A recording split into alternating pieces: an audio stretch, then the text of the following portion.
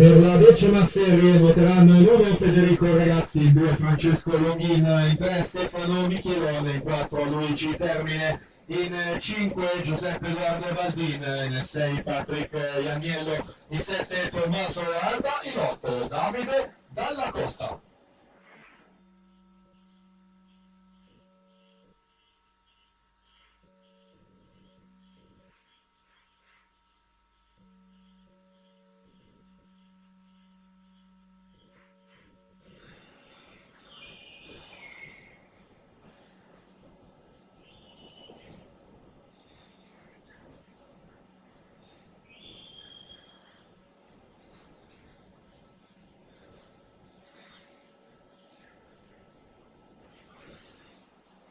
Benvenuto 19 il passaggio di Alberto Medina a metà gara, è lui che si aggiudica questa serie, l'11 va al comando della classifica.